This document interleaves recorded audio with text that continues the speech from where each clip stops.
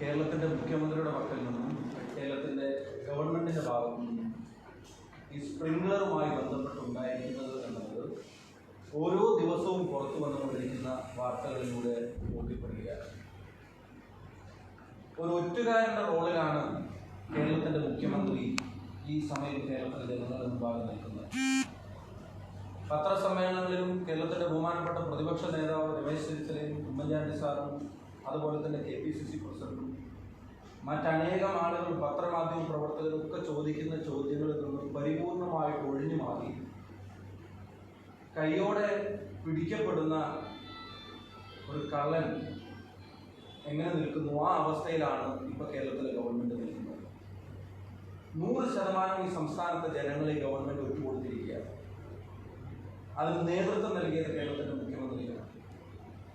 സ്പ്രിംഗ്ലറുമായി ബന്ധപ്പെട്ട് നടക്കുന്ന എല്ലാ ചർച്ചകളും എല്ലാ വിവാദങ്ങൾക്കും ഇതുവരെയും വ്യക്തമായിട്ടൊരു ഉത്തരം കേരളത്തിലെ ഗവൺമെന്റിന് പറയാൻ സാധിക്കാത്തത് തന്നെ ഈ ഒത്തുകളി കേരളത്തിലെ ജനങ്ങൾക്ക് ബോധ്യപ്പെടുന്നതുകൊണ്ടാണ്. തദ്ദേശ സ്വയംഭരണ വകുപ്പ് ഏപ്രിൽ 10-ാം തീയതി ഒരു പത്രസമ്മേളനത്തിൽ എത്ര ജനങ്ങൾക്ക് അറിയാമായിരുന്നു? ഈ ഗവൺമെന്റ് എവിടെയാണ് അത് ഡിസ്ക്ലോസ് ചെയ്തത്? സംസ്ഥാനത്തെ ജനങ്ങളുടെ സ്വകാര്യതയിലേക്കുള്ള കടന്നുകയറ്റം ഗവൺമെന്റ് തന്നെ നടപ്പിലാക്കി കൊടുക്കുന്ന, ഗവൺമെന്റ് ഒരു ഏജന്റ് ആയിട്ട് നിന്ന് ഒരു സ്വകാര്യ കമ്പനിക്ക് നടപ്പിലാക്കി കൊടുക്കുന്നത് തന്നെ പറയുന്നു ഏപ്രിൽ 2-നാണ് ഈ എഗ്രിമെന്റിൽ പർച്ചേസിന്റെ എഗ്രിമെന്റ് ഒപ്പിട്ടിരിക്കുന്നത്. ഏപ്രിൽ 2-നാണ്. അമേരിക്കൻ പ്രതിനിധി ഒപ്പിട്ട ഡേറ്റിനകത്ത് ഒപ്പിട്ട സിഗ്നേച്ചറിനകത്ത് താഴെ ഡേറ്റ് ഏപ്രിൽ 2. അപ്പോൾ എഗ്രിമെന്റ് പോലും ഒപ്പിടുന്നതിന് മുമ്പ് തന്നെ ഈ ഡാറ്റ ചോർത്താൻ തുടങ്ങിയിരുന്നു. മാത്രമല്ല, നോൺ ഡിസ്ക്ലോഷർ ഫോം, ഇതിലെ പ്രൈവസിയുമായി ബന്ധപ്പെട്ട, സ്വകാര്യതയുമായി ബന്ധപ്പെട്ട എല്ലാ ടേംസ് ആൻഡ് കണ്ടീഷൻസും അടങ്ങുന്ന നോൺ ഡിസ്ക്ലോഷർ ഫോം എഗ്രിമെന്റ് ഒപ്പിട്ടതിനകത്ത് ഇപ്പോഴും ഗവൺമെന്റ് വ്യക്തമാക്കിയിട്ടില്ല എന്നാണ് ആ എഗ്രിമെന്റ് ഒപ്പിട്ടത്. വിത്ത് എഫക്ട് ഫ്രം മാർച്ച് 24 എന്നുണ്ട്. മാർച്ച് 24 മുതൽ ഈ ഡാറ്റ ഇവർക്ക് നോൺ ഡിസ്ക്ലോഷർ കാര്യം ഇവർക്ക് അപ്ലിക്കബിൾ ആണെന്നുണ്ട്. പക്ഷെ ഇതുവരെ എപ്പോഴാണ് നോൺ ഡിസ്ക്ലോഷർ ഫോം ആ ഭാഗം ഒപ്പിട്ടത് എന്നുള്ളത് ഇതുവരെ ഗവൺമെന്റ് വ്യക്തമാക്കിയിട്ടില്ല. അപ്പോൾ ഈ വാർത്തയുടെ അല്ലെങ്കിൽ ഈ വിവരങ്ങളുടെ ഒരു സ്വകാര്യത ഉറപ്പുവരുത്തുന്നതിനും എത്രയോ മുമ്പ് അതിനുവേണ്ടിയുള്ള ന്യായമായ വളരെ കോമൺ ആയിട്ടുള്ള നടപടിക്രമങ്ങൾ കൂടെ പാലിക്കുന്നതിന് മുമ്പ് തന്നെ ഇതെല്ലാം ചോർത്തിക്കൊടുത്ത് തുടങ്ങിയിരുന്നു എന്നുള്ള ഞെട്ടിപ്പിക്കുന്ന വിവരങ്ങളാണ് ഓരോ ദിവസവും പുറത്തു വന്നുകൊണ്ടിരിക്കുന്നത്. ഇത് ഒരു ചെറിയ അഴിമതിയല്ല. ഇതിൻ്റെ ചുരുളഴിക്കാൻ നോക്കുന്തോറും കൂടുതൽ ദുരൂഹതയും കൂടുതൽ നിഗൂഢതയുമാണ് വ്യക്തമായിക്കൊണ്ടിരിക്കുന്നത്. ഒരുപക്ഷെ ഞാൻ പറയാൻ ആഗ്രഹിക്കുന്നു, ബഹുമാനപ്പെട്ട അഴീക്കോട് MLA KM ഷാജിക്കെതിരായിട്ട് ഇപ്പോൾ എടുത്ത കേസ് പോലും സ്പ്രിംഗ്ലറിൽ നിന്ന് പരമാവധി മീഡിയ സ്പേസ് മാറ്റുക എന്നുള്ള ഒരുപക്ഷെ സ്പ്രിംഗ്ലറിന്റെ തന്നെ PR ഏജൻസിയായ അവരുടെ തന്നെ ഉപദേശപ്രകാരം മുഖ്യമന്ത്രി എടുത്ത സ്ട്രാറ്റജി ആണോ എന്ന് പോലും സംശയിക്കേണ്ട തരത്തിലാണ് ഇപ്പോൾ കാര്യങ്ങൾ മാറുന്നത്. ഏത് ഗവൺമെന്റിനെതിരെ വിമർശനങ്ങൾ ഉണ്ടാവാറുണ്ട്, ഫേസ്ബുക്കിനകത്ത് വിമർശനങ്ങൾ ഉണ്ടാവാറുണ്ട്.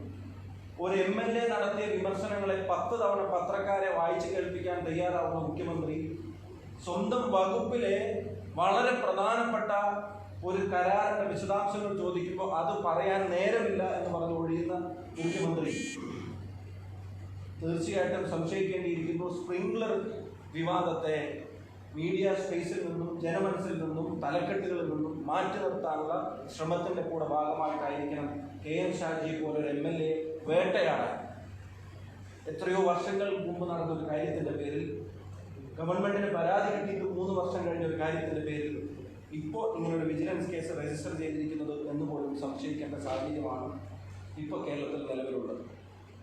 യൂത്ത് കോൺഗ്രസ് ഉറപ്പിച്ചു പറയുന്നു, ഇത് മുഖ്യമന്ത്രിയുടെ അറിവോടെ, മുഖ്യമന്ത്രിയുടെ അടുപ്പക്കാരും മുഖ്യമന്ത്രിയുമായി ബന്ധമുള്ള ആളുകളും പ്ലാൻ ചെയ്ത് നടപ്പിലാക്കിയ ഒരു കച്ചവടമാണ് സ്പ്രിംഗ്ലറിൻ്റേത് എന്ന് യൂത്ത് കോൺഗ്രസ് ഉറപ്പിച്ചു പറയാൻ ആഗ്രഹിക്കുക. വളരെ നിഷ്കളങ്കമായി രാജി തോമസിൻ്റെ ഫാദറിനും മദറിനും നമ്മൾ കൊടുത്ത ട്രീറ്റ്മെൻറ്റിൻ്റെ ഇഷ്ടപ്പെട്ടത് കൊണ്ട് കേരളത്തിന് വേണ്ടി ഒരു സർവീസ് നടത്താൻ വേണ്ടി ഇറങ്ങി തിരിച്ചിരിക്കുന്നതല്ല സ്പ്രിംഗ്ലർ. സ്പ്രിംഗ്ലറിന് വ്യക്തമായിട്ടുള്ള അജണ്ടയുണ്ട്. ഈ കേരളത്തിലെ ജനങ്ങളുടെ സ്വകാര്യ ആരോഗ്യ വിവരങ്ങൾ ഗവൺമെന്റ് തന്നെ ചോർത്തിയെടുത്ത് സ്പ്രിംഗ്ലറിന് എത്തിച്ചു കൊടുക്കുമ്പോൾ നാളെ ഡാറ്റ ഈസ് കിങ് എന്ന് പറയുന്ന ഈ കാലഘട്ടത്തിൽ ആ വിവരങ്ങൾ മുഴുവൻ ഇൻഷുറൻസ് കമ്പനികൾക്ക്, മരുന്ന് കമ്പനികൾക്ക്, അവയവ മാഫിയക്ക് ഉൾപ്പെടെയുള്ള മുഴുവൻ ആളുകൾക്കും ചോർത്തി കൊടുത്തിട്ട് അതിൽ നിന്ന് പണം മേടിക്കാമെന്ന കൃത്യമായ പ്ലാനോടെ സ്പ്രിംഗ്ലർ പ്രവർത്തിക്കുമ്പോൾ ഇത് വെറും സൗജന്യ കരാർ മാത്രമാണ് എന്ന് പറഞ്ഞ് നിസ്സാരവൽക്കരിക്കാൻ മുഖ്യമന്ത്രി നടത്തിയ ശ്രമവും ഒരു ചതിയാണ്. കേരളത്തിന്റെ മുഖ്യമന്ത്രി കേരളത്തെ ഒറ്റുകൊടുത്തിരിക്കുകയാണ്. IT വകുപ്പിന്റെ തലപ്പത്തിലുണ്ട്. നിങ്ങളുടെ ആരുടെയെങ്കിലും ഒരാരോഗ്യ വിവരത്തെ കൺസേൺ ഡോക്ടർ അല്ലാതെ മറ്റാരെങ്കിലും അറിയുന്നതിന് നിങ്ങൾക്ക് താല്പര്യമുണ്ടോ? വ്യക്തിപരമായി എനിക്കുണ്ടാവുന്ന ആരോഗ്യ പ്രശ്നങ്ങൾ എന്നെ പരിചരിക്കുന്ന, ഞാൻ ചികിത്സ തേടി ചെല്ലുന്ന ഡോക്ടർ അല്ലാതെ മറ്റൊരാൾ അറിയുന്നതിനകത്ത് എനിക്ക് പ്രയാസമുണ്ട്. ആ ഡോക്ടറുടെ മുന്നിൽ ഞാൻ തുറന്നു പറയുന്ന കാര്യങ്ങൾ വേറൊരാളുടെ മുമ്പിൽ ഞാൻ ചിലപ്പോൾ പറഞ്ഞെന്ന് വരില്ല. ഗവൺമെന്റ് ഒരു രോഗി കൊടുക്കുന്ന വിശദാംശങ്ങൾ ഈ കമ്പനിക്ക് കൈമാറുന്നത് ആ രോഗിയോട് ഗവൺമെന്റ് പറഞ്ഞിട്ടുണ്ടോ? ആരോഗ്യ വിവരം ഒരു മനുഷ്യന്റെ ഏറ്റവും വലിയ സ്വകാര്യതയാണ്. അത് അവന്റെ റൈറ്റാണ്. അതിന്റെ പ്രൈവസി എന്ന് പറയുന്നത് നമ്മുടെ മൗലിക അവകാശമാണ്. അത് വേറൊരു കമ്പനിക്ക് ചോർത്തി കൊടുക്കുന്നു, ഒരു അമേരിക്കൻ ബേസ്ഡ് ആയിട്ടുള്ള ഒരു കമ്പനിക്ക് ചോർത്തി കൊടുക്കുന്നു എന്നുള്ള വിവരം ഏതെങ്കിലും ഒരു രോഗിയോട് പറഞ്ഞ് കൺസെന്റ് വാങ്ങിയിട്ടാണോ ഗവൺമെന്റ് ഈ കാര്യം ചെയ്തിട്ടുള്ളത്? ഒരാളുടത്തും ഗവൺമെന്റ് കൺസെന്റ് വാങ്ങിയിട്ടില്ല. അത് മൗലിക അവകാശങ്ങളുടെ ലംഘനം തന്നെയാണ്. അത് തൂക്കി വിൽക്കുകയായിരുന്നു ഗവൺമെന്റ്. എന്നിട്ട് 1.5 ലക്ഷം ആളുകളുടെ റിവേഴ്സ് ക്വാറന്റൈന് വേണ്ടിയിട്ടുള്ള എന്തോ വലിയ മഹത്തായ സേവനമാണ് സ്പ്രിംഗ്ലർ കേരളത്തിന് ചെയ്തു തരാൻ പോകുന്നത്. ഇത് സ്പ്രിംഗ്ലർ അല്ലാതെ മറ്റാർക്കും ചെയ്യാൻ കഴിയില്ല എന്ന് പറഞ്ഞ് തീർത്തും ബാലിശമായ ഒരു മറുപടിയും അദ്ദേഹം പറഞ്ഞിരിക്കുക. 1.5 ലക്ഷം ആളുകളുടെ ഡാറ്റ അനലൈസ് ചെയ്യാൻ കേരളത്തിൽ ഒരു സ്റ്റാർട്ടപ്പ് കമ്പനിക്ക് കഴിയും. ഞാൻ മുഖ്യമന്ത്രിയെ വെല്ലുവിളിക്കാൻ ആഗ്രഹിക്കുകയാണ്. ആ 1.5 ലക്ഷം ഡാറ്റ അനലൈസ് ചെയ്യാൻ കേരളത്തിലെ ഗവൺമെന്റ് എഞ്ചിനീയറിംഗ് കോളേജിൽ നിന്ന് പുറത്തിറങ്ങിയ ഏതെങ്കിലും കുട്ടികൾ ആരംഭിച്ച ഒരു സ്റ്റാർട്ടപ്പ് കമ്പനിക്ക് കൊടുത്തിട്ട് അത് അവർക്ക് ചെയ്തു തരാൻ കഴിഞ്ഞിട്ടില്ലെങ്കിൽ മുഖ്യമന്ത്രിയുടെ വാദം നമുക്ക് അംഗീകരിക്കണം. ഇന്ത്യ പോലൊരു രാജ്യത്ത് 1.5 ലക്ഷമല്ല കോടിക്കണക്കിന് ആളുകളുടെ ഡാറ്റ അനലൈസ് ചെയ്യാനുള്ള എല്ലാ കഴിവും ഈ രാജ്യത്തിനുണ്ടില്ലേ? ഞാൻ ചോദിക്കുന്നു, ആധാർ വിവരങ്ങൾ നമ്മൾ അനലൈസ് ചെയ്യുന്നത് എത്രയാണ്? 130 കോടി ജനങ്ങളുടെ ആധാർ വിവരങ്ങൾ കളക്ട് ചെയ്ത് അനലൈസ് ചെയ്യുന്ന ഒരു രാജ്യത്താണ് 1.5 ലക്ഷം ആളുകളുടെ ക്വാറന്റൈനുമായിട്ട് ബന്ധപ്പെട്ട ഡാറ്റ സ്പ്രിംഗ്ലർ ഏൽക്കാതെ നടക്കില്ല എന്ന് മുഖ്യമന്ത്രി പറഞ്ഞ് വിശ്വസിപ്പിക്കാൻ ശ്രമിക്കുന്നത്. ദശലക്ഷക്കണക്കിന് ബുക്കിംഗ് ഒരു ദിവസം നടക്കുന്ന IRCTC റെയിൽവേ ടിക്കറ്റ് ബുക്കിങ്ങിന്റെ, ഇന്ത്യ രാജ്യത്തിന്റെ റെയിൽവേ ടിക്കറ്റ് ബുക്കിങ്ങിന്റെ കണക്കിന്റെ എടുത്തു നോക്കിയാൽ എത്ര കോടി വരും? ദശലക്ഷക്കണക്കിന് ടിക്കറ്റുകൾ കൈകാര്യം ചെയ്തുകൊണ്ടിരിക്കുന്ന ഈ രാജ്യത്തെ സംവിധാനങ്ങൾ ഉള്ളപ്പോഴാണോ സ്പ്രിംഗ്ലർ അല്ലാതെ മറ്റാർക്കും ഇത് ചെയ്യാൻ കഴിയില്ല എന്ന് മുഖ്യമന്ത്രി പറയുന്നത്? CDPനെ പോലുള്ള ആളുകൾ നിരവധി ഡാറ്റ ഈ സംസ്ഥാനവുമായിട്ട് ബന്ധപ്പെട്ട് കളക്ട് ചെയ്ത് അനലൈസ് ചെയ്തുകൊണ്ടിരിക്കുമ്പോഴാണോ സ്പ്രിംഗ്ലർ അല്ലാതെ മറ്റാർക്കും ഇത് ചെയ്യാൻ കഴിയില്ല എന്ന് മുഖ്യമന്ത്രി വിശ്വസിപ്പിക്കാൻ ശ്രമിക്കുന്നത്? എന്തിനധികം പറയുന്നു, നമ്മുടെ സെൻസസ് വിവരങ്ങൾ എത്ര വർഷമായി നമ്മൾ ആരംഭിച്ചു? എത്ര വർഷമായി രാജ്യത്തെ കോടിക്കണക്കിന് ജനങ്ങളുടെ വിവരങ്ങൾ പൂർണ്ണമായി ശേഖരിച്ച് പ്രസിദ്ധീകരിച്ച് അത് വികസന പ്രവർത്തനങ്ങൾക്കും ക്ഷേമ പ്രവർത്തനങ്ങൾക്കും ഉപയോഗപ്പെടുത്താനുള്ള തീരുമാനം നമ്മൾ എടുക്കാൻ തുടങ്ങിയിട്ട് വർഷം എത്രയായി? പതിറ്റാണ്ടുകളായി. ഏത് കാലത്ത് നമ്മൾ തുടങ്ങിയതാണ്? ആ രാജ്യത്തെയാണോ സ്പ്രിംഗ്ലർ അല്ലാതെ മറ്റാർക്കും ഇത് ചെയ്യാൻ കഴിയില്ല എന്ന് കേരളത്തിലെ മുഖ്യമന്ത്രി വിശ്വസിപ്പിക്കാൻ ശ്രമിക്കുന്നത്? ഞങ്ങളുടെ യൂത്ത് കോൺഗ്രസ് ഇലക്ഷനിൽ 6 ലക്ഷം മെമ്പർഷിപ്പ് ഉണ്ടായിരുന്നു കഴിഞ്ഞ തവണ.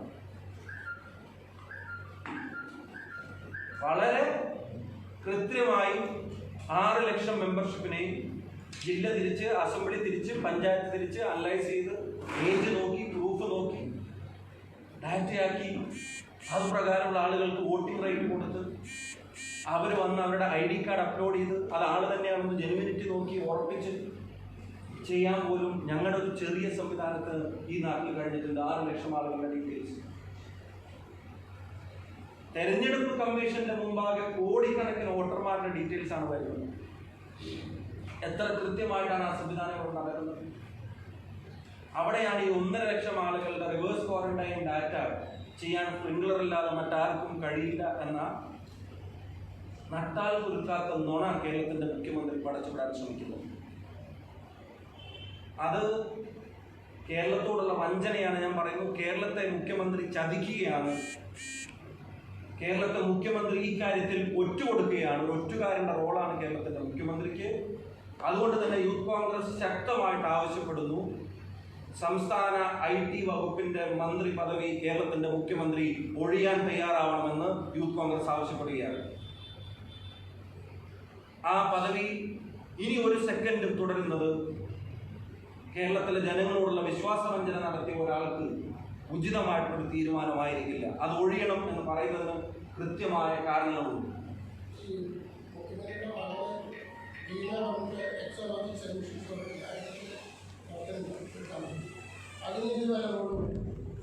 ഞങ്ങൾ കൃത്യമായി സംശയിക്കുന്നു, ഇത് മുഖ്യമന്ത്രി മാത്രം അറിഞ്ഞ്, മുഖ്യമന്ത്രിയുമായി അടുപ്പമുള്ളവർ മാത്രം അറിഞ്ഞ്, ഒരുപക്ഷെ രക്തബന്ധത്തിലുള്ള ആളുകൾ മാത്രം അറിഞ്ഞൊക്കെ നടക്കുന്ന ഏർപ്പാടായിരിക്കുമെന്ന് ഞങ്ങൾക്ക് സംശയിക്കേണ്ട അവസ്ഥയാണുള്ളത്. കാരണം വേറൊരു വകുപ്പും ഇത് അറിഞ്ഞിട്ടില്ല. തദ്ദേശ സ്വയംഭരണ വകുപ്പ് ഇത് അറിഞ്ഞിട്ടില്ല, നിയമവകുപ്പ് ഇത് അറിഞ്ഞിട്ടില്ല, ധനകാര്യ വകുപ്പ് ഇത് അറിഞ്ഞിട്ടില്ല. വേറൊരു ഫയലിന്റെ, ഞാൻ ചോദിക്കുന്നത്, ഇത്രയും വലിയൊരു കരാർ ഒപ്പിടുന്ന കാര്യത്തിൽ ഒരു ഫയൽ നമ്പർ ഏതാണെന്ന് ചോദിച്ചാൽ കൃത്യമായിട്ട് ഉത്തരം കേരളത്തിലെ ഗവൺമെന്റിന് കൊടുക്കാൻ എത്ര ദിവസം കഴിയും? എഗ്രിമെന്റ് ഉൾപ്പെടെയുള്ള കാര്യങ്ങൾ വിശദാംശം ലഭ്യമാക്കണമെന്ന് പറയുമ്പോൾ ഡാറ്റ കളക്ട് ചെയ്ത് കൊടുക്കാൻ തുടങ്ങിയതിനു ശേഷം പോസ്റ്റ് ഡേറ്റഡ് ആയിട്ട് ഒരു എഗ്രിമെന്റ് ഉണ്ടാക്കിയിട്ട് വിത്ത് എഫക്ട് ഫ്രം എന്ന് പറയുന്നിട്ട് പുറകോട്ട് നോക്കേണ്ട അവസ്ഥയിലേക്ക് കേരളം പോലെ വിജിലന്റ് ആയിട്ടുള്ള ഒരു സംസ്ഥാനത്ത് അങ്ങനെയാണ് ഗവൺമെന്റ് കരാർ ഒപ്പിടുന്നത്. നിയമ നടപടികൾ മുഴുവൻ ന്യൂയോർക്കിലായിരിക്കുമെന്ന് കമ്പനി വ്യക്തമായിട്ട് പറയുമ്പോൾ എന്റെ ഡാറ്റ ചോർന്നാൽ സർക്കാരിന് എന്താ നഷ്ടം? സർക്കാർ ചോർത്തി കൊടുക്കുക. എന്റെ ഡാറ്റ ചോർന്നാൽ എനിക്കാണ് നഷ്ടം. എന്റെ പേരിൽ ഗവൺമെന്റ് ഒപ്പിടുന്ന ഒരു കമ്പനിയുമായിട്ട് ഒപ്പിടുന്ന കരാറിനകത്ത് എന്റെ ഡാറ്റ അനാവശ്യമായിട്ടുള്ള ഒരു പർപ്പസിന് ചോർത്തി കൊടുത്തിട്ടുണ്ടെങ്കിൽ നാളെ ഞാനൊരു ഇൻഷുറൻസ് എടുക്കാൻ ചെല്ലുമ്പോൾ എന്റെ രോഗവിവരങ്ങൾ ആ ഇൻഷുറൻസ് കമ്പനിയുടെ വെബ്സൈറ്റിൽ ഉണ്ടെങ്കിൽ നിങ്ങളുടെ പ്രീമിയം കൂടുതൽ അടക്കേണ്ടി വരുന്ന ഇൻഷുറൻസ് കമ്പനി പറയുമ്പോൾ, അല്ലെങ്കിൽ നിങ്ങൾ ഇൻഷുർ ചെയ്യാൻ കഴിയില്ല ഇൻഷുറൻസ് കമ്പനി പറയുമ്പോൾ എന്റെ ഡാറ്റ ചോർന്നിട്ടുണ്ടെന്ന് എനിക്ക് ബോധ്യപ്പെട്ടാൽ I am the aggrieved party. ഞാൻ അതിനെ ചോദ്യം ചെയ്യാൻ ഞാൻ എവിടെ പോകണം? ഇത് മുഖ്യമന്ത്രിയല്ലാതെ മറ്റാരും അറിഞ്ഞിട്ട് നടത്തിയ ഏർപ്പാടല്ല. ഇത് IT വകുപ്പിന്റെ തലപ്പത്തിരിക്കുന്ന 1-2 ആളുകൾ, മുഖ്യമന്ത്രിയുടെ അടുപ്പക്കാരും ഉൾപ്പെടെയുള്ള ആളുകൾ മാത്രം അറിഞ്ഞ് നടപ്പിലാക്കിയ ഏർപ്പാടാണെന്നുള്ളത് വളരെ കൃത്യമായിട്ട് പുറത്തു വന്നിരിക്കുക. വേറെ ഒരാൾക്കും ഇതിനെ പറ്റിയുള്ള വിവരങ്ങളില്ല. ഒരാളും ഫയൽ കണ്ടിട്ടില്ല, ഒരു ഫയൽ നമ്പർ പോലും പറയാനില്ല. അപ്പോൾ ഈ കാര്യത്തിൽ കോവിഡിന്റെ കാലഘട്ടമാണെന്ന് അറിയാം. ഞങ്ങൾക്ക് പത്രസമ്മേളനത്തിലെ കാര്യങ്ങൾ പറച്ചിൽ മാത്രമായിട്ട് അവസാനിപ്പിക്കാൻ കഴിയില്ല. യൂത്ത് കോൺഗ്രസ് ഈ കാര്യത്തിലേക്ക് സമരത്തിന് ഇറങ്ങാൻ തീരുമാനിക്കുകയാണ്. കോവിഡ് മാനദണ്ഡങ്ങൾക്ക് അനുസൃതമായി സോഷ്യൽ ഡിസ്റ്റൻസിങ്ങിന്റെ എല്ലാ മാനദണ്ഡങ്ങളും പാലിച്ച് ഈ മാസം 24-ാം തീയതി കേരളത്തിലെ 5000 കേന്ദ്രങ്ങളിൽ 15000 ചെറുപ്പക്കാർ പങ്കെടുക്കുന്ന, ഓരോ കേന്ദ്രത്തിലും 3 പേർ വീതം മാത്രം പങ്കെടുക്കുന്ന സമരവും കരുതലും എന്ന പ്രതിഷേധ പരിപാടി കോൺഗ്രസ് വിഭാവനം ചെയ്യുകയാണ്. ഒരു വശത്ത് കോവിഡിന്റെ മറവിൽ നടക്കുന്ന ഈ അഴിമതിക്കെതിരായിട്ടുള്ള പ്രതിഷേധം, മറുവശത്ത് കോവിഡിന്റെ പ്രയാസങ്ങൾ അനുഭവിക്കുന്ന ജനങ്ങൾക്കുള്ള കരുതൽ. 5000 കേന്ദ്രങ്ങളിൽ 3 ചെറുപ്പക്കാരെ വീതം 15000 പേർ പങ്കെടുക്കുന്ന ഞങ്ങളുടെ ഡിസഗ്രിമെന്റ്, ഇതിനോട് ഞങ്ങൾ ഡിസഗ്രി ചെയ്യുന്നു. ഞങ്ങളുടെ വിവരങ്ങൾ, നമ്മുടെ വിവരങ്ങൾ, ഈ നാടിന്റെ വിവരങ്ങൾ ഗവൺമെന്റ് മറ്റൊരു കമ്പനിക്ക് ചോർത്തി വിൽക്കുന്നത് ശരിയല്ല. ഇതിൽ അന്വേഷണം നടത്തി കുറ്റക്കാരെ പുറത്തു കൊണ്ടുവരണം എന്ന് ആവശ്യപ്പെട്ടുകൊണ്ട് മുഖ്യമന്ത്രിയെ IT വകുപ്പ് സെക്രട്ടറിയെ മാറ്റി നിർത്തണം. ഇത്തരം ഒരു കമ്പനിയുടെ പരസ്യത്തിൽ അഭിനയിക്കുമ്പോൾ വളരെ വലിയ പ്ലാനിംഗ് ആണ്. വാഷിംഗ്ടൺ പോസ്റ്റിനകത്ത് നടന്ന ലേഖനം പോലും ഇതുമായിട്ട് കണക്ട് ചെയ്യണം. അതും ഒരു പക്ഷെ സ്പ്രിംഗ്ലറിന്റെ ഏർപ്പാടായിരിക്കാം. സ്പ്രിംഗ്ലർ ഷാഹിനെ വെച്ച് ആ ലേഖനം എഴുതിച്ച് അവിടെ വാർത്തയാക്കിച്ച് ഇവിടെ സ്പ്രിംഗ്ലറിന്റെ വെബ്സൈറ്റിൽ പറയുന്നത് കേരളം ഇത്രയും അച്ചീവ് ചെയ്തിട്ടുണ്ട്, we are taking care of that, ഞങ്ങളാണ് അതിന് നേതൃത്വം നൽകുന്നത് എന്ന് പറഞ്ഞാൽ ലോകത്തിന്റെ മുന്നിൽ കേരളത്തിന്റെ നല്ല മോഡലിനെ മാർക്കറ്റ് ചെയ്യുക, അതിന് IT സെക്രട്ടറി ഉപയോഗിക്കുക, എന്നിട്ട് ആ IT സെക്രട്ടറി പറയാ കേരളത്തിന്റെ മോഡലിനെ സംബന്ധിച്ച്, എന്നിട്ട് സ്പ്രിംഗ്ലർ പറയാ ഞങ്ങളാണ് അതിനെ ചെയ്യുന്നത്. സ്വാഭാവികമായിട്ടും എൻക്വയറി ചെല്ലാൻ പോകുന്നത് സ്പ്രിംഗ്ലറിലേക്കാണ്. സ്പ്രിംഗ്ലർ കാശ് വേണ്ട എന്ന് പറയുന്നത് ത്യാഗമല്ല, ഇത് പൊന്മുട്ടയിടുന്ന താറാവാണ് സ്പ്രിംഗ്ലർ നന്നായിട്ട് അറിയാം. നമ്മളെയൊക്കെ വിഡ്ഢിയാക്കി ഇത്രയും ഡീറ്റെയിൽസ് ഇപ്പോൾ കേരള ഈ പാലക്കാട് അസംബ്ലിയിലെ ഓരോ വീട്ടിലെയും ഫോൺ നമ്പർ എനിക്ക് ഫ്രീ ആയിട്ട് തന്ന ഞാൻ അതിനെ അനലൈസ് ചെയ്ത് തിരിച്ചു കൊടുക്കാന്ന് പറഞ്ഞാൽ ഞാൻ ഫ്രീ ആയിട്ട് ചെയ്തോളാം. പാലക്കാട് നിയോജകമണ്ഡലത്തിൽ ഓരോ ഡീറ്റെയിൽ ഒരു പണവും തരണ്ട. അങ്ങനെ ഒരു ഡാറ്റ കിട്ടി ആർക്കെങ്കിലും കഴിക്കൂ, ആർക്കെങ്കിലും കുളിക്കൂ. സ്പ്രിംഗ്ലറിന്റെ റോ മെറ്റീരിയൽ ആണ് ഡാറ്റ. ആ ഡാറ്റ മുഴുവനായിട്ട് അവർക്ക് കൊടുക്കുക. അപ്പൊ ഇതിനെതിരെ സമരവും കരുതൽ എന്ന് പറയുന്നത് അന്നേ ദിവസം തന്നെ ഈ സമരത്തിൽ പങ്കെടുക്കുന്ന മുഴുവൻ ആളുകളും 1,00,000 പച്ചക്കറി കിറ്റുകൾ കേരളത്തിലെ ഓരോ പഞ്ചായത്തുകളിലെയും അർഹരായ ആളുകളിലേക്ക് എത്തിച്ചു കൊടുക്കും. കോവിഡിന്റെ മറവിലാണ് ഈ അഴിമതി നടക്കുന്നത്. അതുകൊണ്ട് പ്രതിഷേധിക്കാതിരിക്കാൻ നിർവാഹമില്ല. കൊറോണയുടെ സുരക്ഷാ മാനദണ്ഡങ്ങളിൽ ഇളവ് വരുന്ന 24-ാം തീയതി ആ മാനദണ്ഡങ്ങൾ അനുസരിച്ചും പാലിച്ചും സാമൂഹിക അകലം പാലിച്ചും 3-ൽ കൂടുതൽ ആളുകൾ എവിടെയും ഒത്തുകൂടാതെ 5000 കേന്ദ്രങ്ങളിൽ 15,000 ചെറുപ്പക്കാർ യുവതിയുവാക്കൾ ഈ സമരത്തിന് ഇറങ്ങും. അതേസമയം തന്നെ കരുതലിന്റെ ഭാഗമായി 1,00,000 ആളുകൾക്ക് പച്ചക്കറി കിറ്റ് കൊടുക്കാനും അന്ന് ഞങ്ങൾ തയ്യാറാവും. ഇത് ആളുകൾ കൂട്ടം ഉണ്ടാക്കുന്നില്ല. അർഹരായ ആളുകളിലേക്ക് ഞങ്ങൾ എത്തിച്ചു കൊടുക്കും. ആളുകളെ കൂട്ടം ഉണ്ടാക്കാൻ ആഗ്രഹിക്കുന്നില്ല. ഒരു പ്രധാനപ്പെട്ട കാര്യം കൂടെ, സമയം CPM രാവിലെ 11 മണി മുതൽ 11:30 വരെ, 24-ാം തീയതി കാലത്ത് 11 മണി മുതൽ 11:30 വരെ.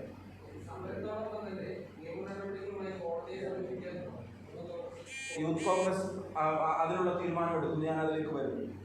അതിനു മുമ്പ് ഒരു കാര്യം കൂടെ പറയാം. ആധാർ ഉൾപ്പെടെയുള്ള ഡാറ്റയുമായിട്ട് ബന്ധപ്പെട്ട് വലിയ നിലപാടുകൾ കേരളത്തിന്റെ രാജ്യസഭയിൽ പ്രഖ്യാപിച്ച ആളാണ് സീതാറാം യെച്ചൂരി ഉൾപ്പെടെയുള്ള CPIMന്റെ നേതാക്കന്മാർ. അന്ന് സ്റ്റേറ്റ് ഓഫ് കർണാടകയിൽ പുട്ടസ്വാമി കേസിനകത്തുണ്ടായ വിധിയൊക്കെ എല്ലാവരും പറഞ്ഞുകൊണ്ട് ഞാൻ അത് ആവർത്തിക്കുന്നില്ല. CPIMന്റെ പോളിറ്റ് ബ്യൂറോയുടെ അഭിപ്രായം ഈ കാര്യത്തിൽ എന്താണ് എന്നുള്ളത് അവർ വ്യക്തമാക്കണം. ഇതാവശ്യപ്പെട്ടുകൊണ്ട് യൂത്ത് കോൺഗ്രസ് CPIM സെക്രട്ടറിക്ക് കത്തയക്കാൻ തീരുമാനിച്ചിരിക്കുകയാണ്. ഇത് അമേരിക്കൻ കമ്പനിയല്ല, ഇന്ത്യൻ കമ്പനിയാണ് എന്ന് പറഞ്ഞ പച്ചക്കള്ളം ആദ്യം പൊളിഞ്ഞു. ഇത് അമേരിക്കയിൽ രജിസ്റ്റർ ചെയ്ത, അമേരിക്കയിൽ റൺ ചെയ്യുന്ന കമ്പനിയാണ്. തലപ്പത്ത് ഒരു മലയാളിയോ ഇന്ത്യക്കാരോ ഉള്ളതുകൊണ്ട് ഇന്ത്യൻ കമ്പനി ആവോ? അങ്ങനെയാണെങ്കിൽ ഗൂഗിളിന്റെ തലപ്പത്ത് സുന്ദർ പിച്ചെ ഉള്ളതുകൊണ്ട് അത് ഇന്ത്യൻ കമ്പനിയാണോ? മൈക്രോസോഫ്റ്റിന്റെ തലപ്പത്ത് സത്യ നദല ഉള്ളതുകൊണ്ട് അത് ഇന്ത്യൻ കമ്പനിയാണോ?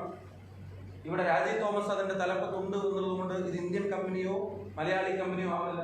എല്ലാ നിയമ നടപടികൾക്ക് വരെ ന്യൂയോർക്ക് പോകണം. ഒരു വിദേശ കമ്പനിയുമായിട്ടൊരു കരാർ ഒപ്പിടേണ്ടി വരുമ്പോൾ പാലിക്കേണ്ട നടപടിക്രമങ്ങൾ പാലിച്ചിട്ടുണ്ടോ എന്ന് കേന്ദ്ര ഏജൻസി അന്വേഷിക്കണം. യൂത്ത് കോൺഗ്രസ് ആവശ്യപ്പെടുന്നു. ഏതെങ്കിലും ഡിസ്കഷൻ ഗവൺമെന്റുമായിട്ട് നടത്തിയിട്ടുണ്ടോ? നിയമവകുപ്പുമായിട്ട് ഏതെങ്കിലും ഡിസ്കഷൻ നടത്തിയിട്ടുണ്ടോ? ഏതെങ്കിലും ചർച്ചകൾ ഉണ്ടായിട്ടുണ്ടോ? ഫയലുണ്ടോ? ഫയൽ നമ്പർ ഉണ്ടോ?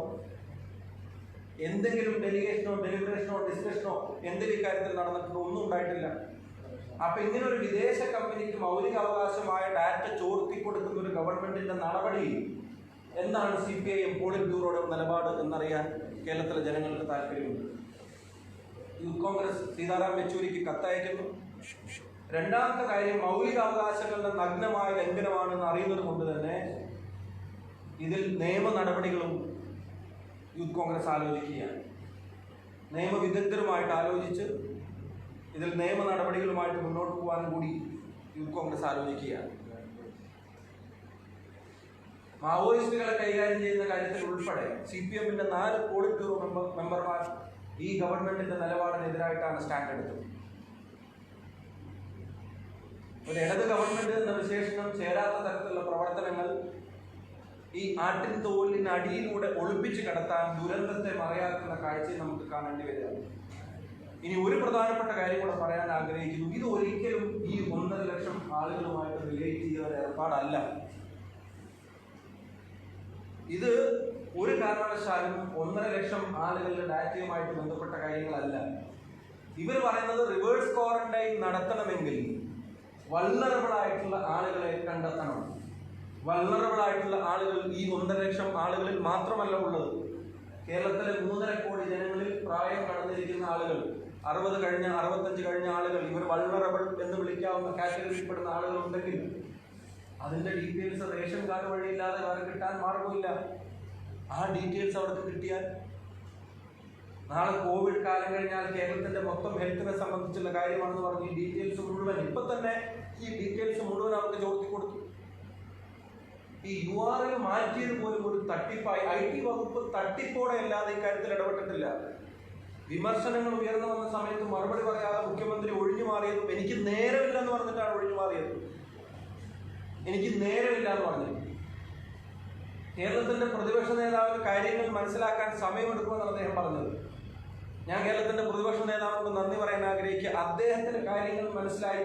ഈ പത്രസമ്മേളനം നടത്തി കാര്യങ്ങൾ അദ്ദേഹം ഈ ട്രോളുകളുടെ ഇടയിലും വളഞ്ഞിട്ട് ആക്രമണം നടക്കുന്നതിനിടയിലും സംഘടിതമായി വ്യക്തിഹത്യ നടക്കുന്നതിന്റെ ഇടയിലും ഈ സത്യം തുറന്നു പറഞ്ഞില്ലായിരുന്നെങ്കിൽ ഗവൺമെന്റ് എപ്പോഴെങ്കിലും നമ്മളോട് പറയുമായിരുന്നോ ഇങ്ങനെ ഒരു കമ്പനിക്ക് ഡാറ്റ ഞങ്ങൾ ചോർത്തി കൊടുത്തു? സർക്കാർ നോട്ടിഫിക്കേഷൻ ഉണ്ടാകും. ഏതെങ്കിലും തരത്തിലുള്ള അനാളിന്റെ സംഘടിതമായ വ്യക്തിഹത്യ നടത്തുന്നതിനിടയിലും സ്റ്റേറ്റിന്റെ പ്രതിപക്ഷ നേതാവ് ഉത്തരവാദിത്വം നിറവേറ്റുന്നതിന്റെ ഭാഗമായിട്ട് അദ്ദേഹം സ്വീകരിച്ച ഒരു നിലപാടിന്റെ പേരിലാണ് ഈ വിവരങ്ങൾ ഇത്രയെങ്കിലും നമുക്കറിഞ്ഞു കിട്ടിയത്. ഇപ്പൊ കോവിഡ് കാലത്ത് രാഷ്ട്രീയം പറയാൻ പാടില്ല എന്നുള്ള പെട്ടൂരം നിലനിൽക്കുന്നത് ദുരന്തത്തിൽ നിന്ന് ഏതെങ്കിലും തരത്തിലുള്ള പ്രയാസങ്ങളിൽ നിന്ന് ജനങ്ങളെ രക്ഷപ്പെടുത്താൻ വേണ്ടിയല്ല, നേരെ മറിച്ച് ദുരന്തത്തിന്റെ മറയാക്കി നടക്കുന്ന ഇത്തരം അഴിമതികൾ മറച്ചു പിടിക്കാൻ വേണ്ടിയാണ്, ഇത്തരം തീരുമാനങ്ങൾ നടപ്പിലാക്കാൻ വേണ്ടിയാണ്. ഈ കോവിഡ് കാലത്തെ ചില തീരുമാനങ്ങൾ നമ്മൾ പരിശോധിച്ചോ? സ്പ്രിംഗ്ലറിനെ ആനയിച്ച് കൊണ്ടുവന്ന് ഡാറ്റ വിറ്റ് കേരളത്തിന്റെ സ്വകാര്യത ആരോഗ്യ രംഗത്ത് ചോർത്തിക്കൊടുത്തതൊന്നും, നിങ്ങളിൽപ്പെട്ട ഒരാളെ വണ്ടിടിച്ച് വാഹനം പിടിച്ച് തെറിപ്പിച്ച് കൊന്ന് അത് രക്ഷപ്പെടാൻ വിശ്വസിക്കുന്ന ഒരാളെ ഉന്നത വിദ്യാഭ്യാസ മേഖലയിൽ അവിടെ PG വെയിറ്റേജുമായിട്ട് ബന്ധപ്പെട്ടെടുത്ത തീരുമാനങ്ങൾ വേറുന്നു. ഈ ശമ്പളം കൊടുക്കാൻ പോലും പ്രയാസം അനുഭവിക്കുന്നു എന്ന് പറയപ്പെടുമ്പോഴും ഹെലികോപ്റ്റർ കാര്യം ഉറപോലെ നടക്കുമെന്ന് പറഞ്ഞ് ആ പണം ട്രാൻസ്ഫർ ചെയ്ത് കൊടുത്ത തീരുമാനങ്ങൾ വേറുന്നു. ഇങ്ങനെ പല വിധത്തിൽ വിജിലൻസ് കേസ് KM ഷാജിയെ പോലൊരു MLA-ക്കെതിരെ ഒരു വിമർശനം ഉന്നയിച്ചതിന്റെ പേരിൽ മണിക്കൂറുകൾ കൊണ്ട് വിജിലൻസ് കേസ് എടുക്കാൻ തീരുമാനിക്കുന്ന ഡയറക്ഷൻ കൊടുക്കുമെന്ന രാഷ്ട്രീയ പക്ഷപാതിത്വം വേറൊരിടത്ത്. ഒരു വിമർശനം ഉന്നയിക്കുമ്പോഴത്തേക്കും, ഒരു ചോദ്യം ചോദിക്കുമ്പോഴത്തേക്കും അസ്വസ്ഥത പ്രകടമാവുക, അസഹിഷ്ണുത പ്രകടമാവുക. PR ഏജൻസിക്ക് അസഹിഷ്ണുത മറച്ചു വെക്കാൻ ഒരു പരിധിവരെ കഴിയുള്ളൂ. അത് കഴിഞ്ഞാൽ ഒറിജിനലായിട്ടുള്ള സാധനം പുറത്തു ചാടി തുടങ്ങും. അത് ചോദ്യങ്ങൾ വരുമ്പോൾ പുറത്തു ചാടി തുടങ്ങും. എപ്പോഴും ഒരു കാര്യം ശ്രദ്ധിച്ചാൽ മതി, ഇദ്ദേഹം ഒരു സുപ്രീമസിയിൽ നിൽക്കാൻ ആഗ്രഹിക്കുന്നത് ചോദ്യങ്ങളില്ലാത്ത കാലത്താണ്. അത് പ്രളയമാണെങ്കിലും ശരി, അത് കോവിഡ് ആണെങ്കിലും ശരി, അത് പാർട്ടി സെക്രട്ടറി ആണെങ്കിലും ശരി. ചോദ്യങ്ങൾ വരാൻ തുടങ്ങുമ്പോഴത്തേക്കും രീതിയും ശൈലിയും ആ ഫീൽ ഗുഡ് വർത്താനങ്ങളും ഒക്കെ മാറുക. അപ്പൊ ദേഷ്യം വരിക. എന്താ ദേഷ്യം വരുന്നത്? ഇതിന് കൃത്യമായിട്ട് ഉത്തരവില്ലാത്തതുകൊണ്ടാണ്. ഇതിന് ജനങ്ങൾക്ക് കൺവിൻസിംഗ് ആയിട്ടുള്ള ഒരു മറുപടി കൊടുക്കാൻ കഴിയാത്തതുകൊണ്ടാണ്. ഞാൻ ഉറപ്പിച്ചു പറയുന്നു, ഇത് സ്പ്രിംഗ്ലർ അവയവ മാഫിയുമായിട്ടും സ്പ്രിംഗ്ലർ മരുന്ന് കമ്പനികളുമായിട്ടും സ്പ്രിംഗ്ലർ ഇൻഷുറൻസ് കമ്പനികളുമായിട്ടും നടത്തിയ ധാരണ അത് നടപ്പിലാക്കി കൊടുക്കാൻ കേരളത്തിന്റെ മുഖ്യമന്ത്രി കേരളത്തെ ഒറ്റുകൊടുക്കുകയാണെന്ന് ഉറപ്പിച്ച് പറയുന്നത്. കാരണം ഈ ഡാറ്റ 1.5 ലക്ഷം ആളുകളുടെ ഡാറ്റ സോഴ്സ് വെച്ച് കൈകാര്യം ചെയ്യാൻ പറ്റിയ ഒരു കാര്യമല്ല. റിവേഴ്സ് ക്വാറന്റൈനിന്റെ ഡാറ്റ കൈകാര്യം ചെയ്യണമെങ്കിൽ കേരളത്തിലെ 3.5 കോടി ജനങ്ങൾ വൾനറബിൾ ആരാണെന്ന് കണ്ടെത്താൻ കേരളത്തിലെ 3.5 കോടി ജനങ്ങളുടെ ഡാറ്റ വേണം. ആ ഡാറ്റ കയ്യിലുള്ള ഒരു കമ്പനിയെ മരുന്ന് കമ്പനികൾ സമീപിക്കും. എന്തിനാണ് അവന് ഗവൺമെന്റിന്റെ പണം? മരുന്ന് കമ്പനികൾ സമീപിക്കും. ഇവിടെ ആർക്ക് ഏതൊക്കെ രോഗം, ഏത് മരുന്നിന് ഇവിടെ മാർക്കറ്റ് കണ്ടെത്താൻ കഴിയും, ആർക്കൊക്കെ കിഡ്നിക്ക് രോഗമുണ്ട്, ആർക്കൊക്കെ ലിവറിന് രോഗമുണ്ട്, വൃക്കക്ക് രോഗമുണ്ട്, തലച്ചോറിന് രോഗമുണ്ട്, ഹൃദയത്തിന് രോഗമുണ്ട് എന്നത് അന്വേഷിക്കാൻ മരുന്ന് കമ്പനികൾ ഈ കമ്പനിയുടെ പുറകെ കൂടും. ഇൻഷുറൻസ് കമ്പനികൾ പ്രീമിയം തുക കൂടുതൽ വാങ്ങാൻ, ചിലർക്ക് ഇൻഷുറൻസ് നിഷേധിക്കാൻ ഇൻഷുറൻസ് കമ്പനികൾ ഇവരുടെ പുറകെ കൂടും. എന്തിന്? അവയവ മാഫിയ പോലും ഇത്തരം വിവരങ്ങൾ ചോർത്തി പ്രധാനപ്പെട്ട വിവരങ്ങളാണ് നടന്നുകൊണ്ടിരിക്കുന്ന ഒരു കമ്പനിക്ക്, അതായത് പാർട്ട്ണർ കമ്പനിയുടെ ഡാറ്റ ഞങ്ങൾ അറിയാതെ മോഷ്ടിച്ചു എന്ന് അമേരിക്കയിൽ കേസ് നടന്നുകൊണ്ടിരിക്കുന്ന ഒരു കമ്പനിക്ക് മതിയായ ഒരു മുന്നൊരുക്കവും നടപടിക്രമങ്ങളും പാലിക്കാതെ ചോർത്തി കൊടുത്തിട്ടുള്ളത് എങ്കിൽ ഇതിന്റെ പിന്നിൽ സ്റ്റേറ്റിനോടുള്ള അപാരമായ വാത്സല്യവും താല്പര്യവുമല്ല, ഇതിന്റെ പിന്നിൽ കച്ചവട താല്പര്യമാണ്, കച്ചവട തന്ത്രമാണ്, PR റിലേറ്റഡ് ആയിട്ടുള്ള പ്ലസും ബൂമും ഹൈലൈറ്റും. അതിനുവേണ്ടി മാത്രമാണ് ഈ ഏർപ്പാട് നടത്തിയിട്ടുള്ളത്. 1.5 ലക്ഷം ആളുകളുടെ ഡാറ്റ മുഖ്യമന്ത്രി ആവശ്യപ്പെടുന്ന തരത്തിൽ അനലൈസ് ചെയ്ത് കൊടുക്കാൻ ഒരു കമ്പനിയെ സജസ്റ്റ് ചെയ്യാൻ ഞങ്ങൾ തയ്യാറാണ്. ബഹുമാനപ്പെട്ട ധനകാര്യമന്ത്രി തോമസ് ഐസക് പറയുന്നത് അൺസ്ട്രക്ചേർഡ് ഡാറ്റ ഇവർക്ക് കൈകാര്യം ചെയ്യാൻ കഴിയുമെന്നുള്ളതാണ്. എന്ന് വെച്ചാൽ മുഖ്യമന്ത്രിയുടെ ഓഫീസിലേക്കൊക്കെ വരുന്ന നോർമൽ ഫോൺ കോൾസ്, ആ അൺസ്ട്രക്ചേർഡ് ഡാറ്റ കേരളത്തിലെ എല്ലാ 65 വയസ്സായ ആളും മുഖ്യമന്ത്രിയുടെ ഓഫീസിലേക്ക് വിളിക്കും. അതിൽ നിന്ന് എങ്ങനെയാണ് ഇവർ വൾണറബിൾ ആയിട്ടുള്ള ആളുകളെ കണ്ടെത്തുന്നത്? അവർക്ക് മുഴുവൻ വിവരങ്ങളും കൊടുത്തേ പറ്റും. കേരളത്തെ ഒന്നിച്ച് തൂക്കി വിൽക്കുകയാണ് ആരോഗ്യരംഗത്ത്, ഒറ്റ കൊടുത്തിരിക്കുകയാണ് കേരളം. അത് ചോദ്യം ചെയ്യുന്നവരെ സംസ്ഥാന ദ്രോഹി, മറ്റവിടെ ചോദ്യം ചെയ്ത രാജ്യദ്രോഹി എന്ന് പറയുന്നത് പോലെ ഇവിടെ ചോദ്യം ചെയ്താൽ സംസ്ഥാന ദ്രോഹി മാത്രം. വിമർശിക്കാൻ പാടില്ല, കോവിഡ് കാലത്ത് രാഷ്ട്രീയം പറയാൻ പാടില്ല. ഞങ്ങളൊരു കാര്യം വളരെ ഇതായിട്ട് ചോദിക്കാൻ ആഗ്രഹിക്കുക. ഞങ്ങൾ കാരണം, പ്രതിപക്ഷം കാരണം ഇവിടെ നടക്കാതെ പോയ ഏത് കോവിഡ് പ്രതിരോധ നടപടിയാണുള്ളത്?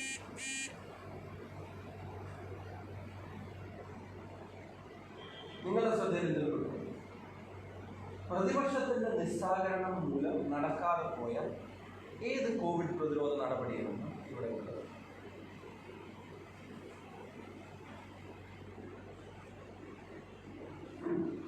യൂത്ത് കോൺഗ്രസിന്റെ രാഷ്ട്രീയമായ, നിയമപരമായ, സമരത്തിന്റെയും കരുതലിന്റേതുമായ നടപടികൾ സ്പ്രിംഗ്ലറുമായിട്ട് ബന്ധപ്പെട്ടുണ്ടായിരിക്കും. ഞങ്ങൾ ഈ മാനദണ്ഡങ്ങൾ ലംഘിക്കില്ല. മാനദണ്ഡങ്ങൾക്ക് വിധേയമായി തന്നെ, എന്നാൽ ഞങ്ങൾ മൗനത്തിലിരിക്കുകയില്ല. കഴിഞ്ഞ ദിവസം നിങ്ങൾ കണ്ടു, കണ്ണൂരിലെ പാലത്തായില്ല ഇനിയൊരു വാളയാർ ആവർത്തിക്കില്ല എന്നൊക്കെ പോലെ പ്രസംഗിച്ചിട്ട്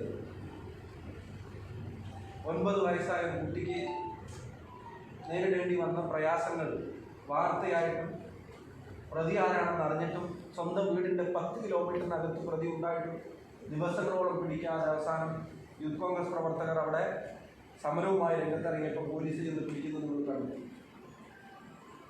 കോവിഡ് എന്നുള്ളത് ഇത്തരം കാര്യങ്ങൾക്ക് മറയാക്കാൻ ഉള്ളൊരു കാലയളവല്ല. എല്ലാ പിന്തുണയും ഗവൺമെൻറ് കൊടുത്തിട്ടുണ്ട്.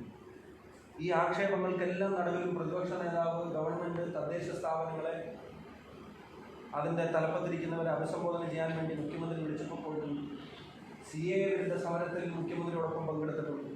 പ്രളയത്തിൻ്റെ സമയത്ത് മുഖ്യമന്ത്രിയോടൊപ്പം മുഖ്യമന്ത്രി വിളിച്ചപ്പോൾ ഒരുമിച്ച് നിൽക്കേണ്ട സമയത്ത് എല്ലാം നിന്നിട്ടുണ്ട്.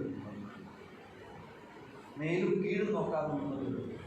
എന്ന് വെച്ചാൽ എല്ലാ എതിർപ്പുകളെയും ഇല്ലാതാക്കി ചോദ്യങ്ങൾ മുഴുവൻ മൂടിവെച്ച് ഒരു കംപ്ലീറ്റ് സൈലൻസ് ആണ്, ഒരു അൺക്വസ്റ്റ്യൻഡ് സ്റ്റാറ്റസ് ആണ് കേരളത്തിൻ്റെ മുഖ്യമന്ത്രി ആഗ്രഹിക്കുന്നതെങ്കിൽ യു ആർ മിസ്റ്റേക്കൺ. നിങ്ങൾക്കത് ലഭിക്കാൻ പോകുന്നില്ല. ചോദ്യങ്ങൾ ചോദിക്കേണ്ടടുത്ത് ഞങ്ങൾ ചോദ്യങ്ങൾ ചോദിക്കും, തിരുത്തേണ്ടടുത്ത് ഞങ്ങൾ തിരുത്തും, വിമർശിക്കേണ്ടടുത്ത് ഞങ്ങൾ വിമർശിക്കും, പ്രതിഷേധിക്കേണ്ടടുത്ത് ഞങ്ങൾ പ്രതിഷേധിക്കും, കൂടെ നിൽക്കേണ്ടടുത്ത് മറ്റെല്ലാം മറന്ന് കൂടെ നിൽക്കുകയും ചെയ്യും.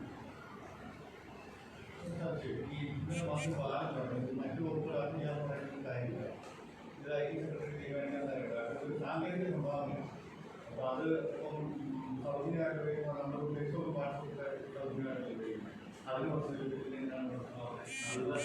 സഹായം കിട്ടുന്നത് പോലെ തന്നെ സാങ്കേതിക സംഭാവന. എൻ്റെ വിനീതമായിട്ടുള്ള സംശയം, ഈ പാലക്കാട് KSRTC ഡിപ്പോടെ ട്രാൻസ്പോർട്ട് സോൺ എന്നുള്ളത് മാറ്റി മൾട്ടിപർപ്പസ് ആക്കാൻ 4 തവണ ഫയൽ നിയമവകുപ്പിലേക്ക് കൊണ്ട് നടത്തിയ ഒരാളാണ്. ഒരു ഗവൺമെൻറ്റിൻ്റെ ഒരു പ്രോപ്പർട്ടിക്കകത്ത് നടത്തേണ്ട ചെറിയൊരു മാറ്റം.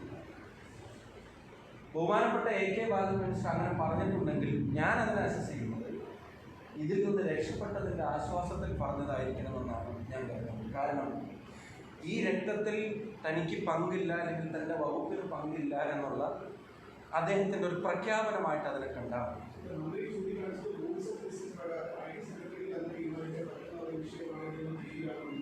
ആണോ? ഒരു ഗവൺമെൻറ് നടത്തേണ്ട എഗ്രിമെൻ്റ് ലോ ഡിപ്പാർട്ട്മെൻറ്റിലേക്ക് പോയി വെറ്റ് ചെയ്യുക എന്നുള്ളത് ഏതൊരു സാധാരണക്കാരനും അറിയാവുന്ന ഒരു നടപടിക്രമമാണല്ലോ. ഒന്നും.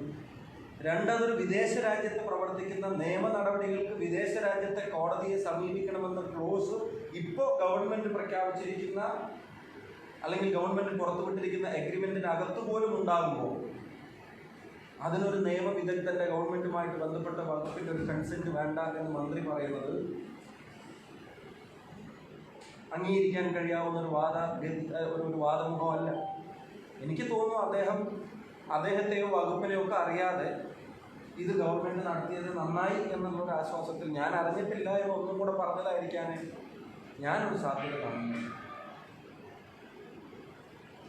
ഇനി അതൊക്കെ അവിടെ നിൽക്കട്ടെ. ഇപ്പോൾ നേരത്തെ പറഞ്ഞു ഫേസ്ബുക്ക് വഴിയും വാട്സപ്പ് വഴിയൊക്കെ ഞാൻ ചോദിക്കുന്നു, ഈ നാട്ടിലെ എല്ലാ രോഗബാധിതരായിട്ടുള്ള ആളുകളും ഫേസ്ബുക്ക് വഴി എല്ലാ ദിവസവും രോഗം അപ്ഡേറ്റ് ചെയ്തുകൊണ്ടിരിക്കാറുണ്ടോ? എനിക്ക് ഈ രോഗം ഉണ്ട് കേട്ടോ, എനിക്ക് കരളിന് അസുഖം കിട്ടും, വല്ല സഹായം വേണ്ട ആളുകൾ ചിലപ്പോൾ അങ്ങനെ ഒരു സഹായം എത്തിക്കേണ്ട ഒരു അത്യാവശ്യ സാഹചര്യത്തിൽ കഴിയുമെന്നുള്ളതല്ലാതെ നാട്ടിലെ എല്ലാ രോഗികളും അവനവൻ്റെ രോഗവിവരങ്ങൾ ഫേസ്ബുക്ക് വഴി വാട്സപ്പ് വഴി അപ്ഡേറ്റ് ചെയ്യാറുണ്ട്. അതിൽ ഇവർക്ക് എങ്ങനെ സ്ട്രക്ചർ ചെയ്യാൻ കഴിയും? അത് നടത്തണമെങ്കിൽ ഈ സർവേ നടത്തണം. ഞാൻ ചോദിക്കുന്നത്, അങ്ങനെ ഫേസ്ബുക്ക് വഴി വാട്സപ്പ് വഴി കിട്ടേണ്ട വിവരങ്ങൾ മാത്രമാണ് കിട്ടേണ്ടിയിരുന്നെങ്കിൽ എന്തിനാണ് 27-ാം തീയതി മുതൽ തദ്ദേശ സ്ഥാപനങ്ങൾ ഈ ഡാറ്റ കളക്ട് ചെയ്യാൻ തുടങ്ങുന്നതും ആ കളക്ട് ചെയ്ത ഡാറ്റ നേരിട്ട് ഇവരുടെ സെർവറിലേക്ക് പോകുന്നത്? അത് അറിഞ്ഞിട്ടില്ല എന്നുള്ളത് സ്ഥാപിക്കാൻ വേണ്ടി കൂടിയുള്ള ഈ രക്തത്തിൽ എനിക്ക് പങ്കില്ല എന്നുള്ളത്. ഒരുപക്ഷെ അദ്ദേഹത്തിന്റെ വകുപ്പിന് ഇത് അയച്ചു കൊടുക്കുകയാണെങ്കിൽ നിയമവകുപ്പ് പറയുമായിരുന്നു ഇതിനകത്ത് ഇന്ന ലൂപ്പ് ഹോൾസ് ഉണ്ട്, രാജ്യത്ത് നിലനിൽക്കുന്ന നിയമ സംവിധാനങ്ങളുമായി ബന്ധപ്പെട്ടിരുന്ന വീഴ്ചകൾ കുറവുകൾ ഇതിനകത്തുണ്ട് എന്ന് നിയമവകുപ്പ് ഒരുപക്ഷെ ചൂണ്ടിക്കാണിക്കെങ്കിലും ചെയ്യുമായിരുന്നില്ലേ? അങ്ങനെ ആരും ചൂണ്ടിക്കാണിക്കരുതെന്ന് ഗവൺമെന്റ് ആഗ്രഹിച്ചത് നിന്ന് ജനങ്ങളുടെയും മാധ്യമങ്ങളുടെയും ശ്രദ്ധ മാറ്റുന്നതിന് വേണ്ടി വളരെ പ്ലാൻഡായിട്ട് നടത്തിയ ഒരു ഗൂഢാലോചനയിലാണ് ഷാജിയുടെ കേസ് വന്നിട്ടുള്ളത്. ആദ്യമൊക്കെ ഞങ്ങൾ വിചാരിച്ചിരുന്നത് അസഹിഷ്ണുത കൊണ്ട് മാത്രം എടുത്തൊരു തീരുമാനമാണ്. ഇപ്പോൾ ഇതിൻ്റെ കാര്യങ്ങൾ കൂടുതൽ ദുരൂഹമായി നീങ്ങുമ്പോൾ, നിഗൂഢമായി നീങ്ങുമ്പോൾ ഷാജി പോലും സ്പ്രിംഗ്ലർ അഴിമതി സർക്കാരിന് മറച്ചു പിടിക്കാനുള്ള ഒരു കഴിവായി വിജിലൻസിനെയും ഷാജിക്കെതിരായിട്ടുള്ള കേസിനെ പോലും മാറ്റിയിരിക്കുകയാണ്. ഞാൻ ചോദിക്കുന്നു, നടപടിക്രമങ്ങൾ ഇങ്ങനെ പാലിച്ച് വന്നിട്ട് 2017 മുതൽ ആരംഭിച്ച 2013-14 ഒരു കേസ് ഈ മുഖ്യമന്ത്രിക്കെതിരെ പത്രസമ്മേളനം നടത്തി പിണറായി വിജയൻ മഴുവതിന് ഉണ്ടാക്കിയതല്ല കേരളം എന്ന് പറഞ്ഞതിൻ്റെ തൊട്ട് അടുത്ത സെക്കൻഡിൽ തന്നെ അത് വന്ന് കൂടിച്ചേരണമെങ്കിൽ വല്ലാത്ത യാദൃശ്ചികത ഉണ്ടാകും. അതൊക്കെ ആരെയാണ് ഗവൺമെൻറ് പറഞ്ഞ് വിശ്വസിക്കാൻ ശ്രമിക്കുന്നത്? അത്തരം വാദങ്ങൾ ഉയർത്തി ഇനിയും ഗവൺമെൻറ് ജനങ്ങളുടെ മുന്നിൽ പരിഹാസ കഥാപാത്രമാകുമെന്ന് എനിക്ക് പറയാമോ? സ്പീക്കറിന് സ്വതന്ത്ര നിലപാടല്ലേ സ്പീക്കറിന്റെ ഷാജിൽ കൂടെ വലിയ വിമർശനമാണ് ഉന്നയിക്കുന്നത്. എൻ്റെ ചേട്ടാ, ഈ മന്ത്രിമാർക്ക് പോലും അവനവൻ്റെ വകുപ്പ് അറിയേണ്ട കാര്യങ്ങൾ അറിയണമെന്ന് വാശി പിടിക്കാൻ മന്ത്രിമാർക്ക് പോലും ഒരു ഫയൽ അവിടെ വരേണ്ടതാണ് അല്ലെങ്കിൽ വരേണ്ടിയിരുന്നതായിരുന്നു എന്ന് പറയാൻ പോലും പറ്റുന്നില്ല. സ്പീക്കറെ നിയന്ത്രിക്കുകയാണ്.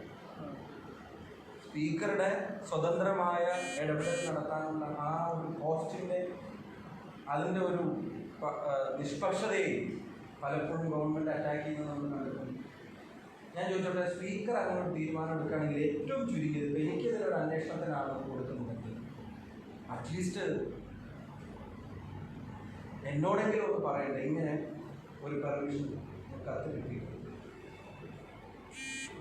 അത് കൊടുക്കാൻ കഴിയാവുന്നതാണെന്നാണ് നിയമോപദേശം അല്ലെങ്കിൽ വിദഗ്ധോപദേശം അല്ലെങ്കിൽ സ്റ്റാഫോ ഡിപ്പാർട്ട്മെൻറ്റോ ലോ ബോർഡ് പറയുന്നത്. അതുകൊണ്ട് ഞാൻ കൊടുക്കുകയെന്ന് അയാളോട് പോലും പറഞ്ഞിട്ടില്ല. സ്പീക്കർ എന്നുള്ള അംഗത്തിൻ്റെ ഏറ്റവും ഒരു മിനിമം ബേസിക് ആയിട്ടുള്ള റൈറ്റല്ലേ അയാളോട് ഒന്ന് കൺസൾട്ട് ചെയ്യുന്നത്, അതുപോലും നിഷേധിക്കപ്പെടാന്ന് പറഞ്ഞതിൻ്റെ അർത്ഥം ഇതാണ് തീരുമാനിച്ചത് അതൊക്കെ നടപ്പിലാക്കാൻ ഉത്തരവില്ല. ഇതൊക്കെ പറയുമ്പോൾ ഒരു കാര്യം, ഞങ്ങൾ കോവിഡ് പ്രതിരോധത്തിൻ്റെ കാര്യത്തിൽ ചെയ്യാൻ കഴിയാവുന്ന ഒരു സഹായത്തിൽ നിന്നും ഞങ്ങൾ പുറകോട്ടില്ല.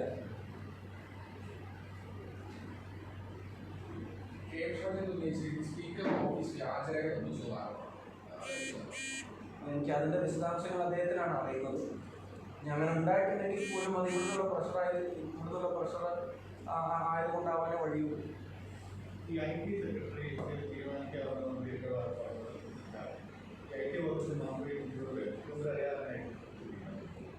IT സെക്രട്ടറി ഒരു സ്വകാര്യ കമ്പനിയുടെ പരസ്യത്തിൽ അഭിനയിക്കുന്ന കാര്യം പോലും IT സെക്രട്ടറിക്ക് സ്വമേധയാ തീരുമാനിക്കാൻ കഴിയില്ല.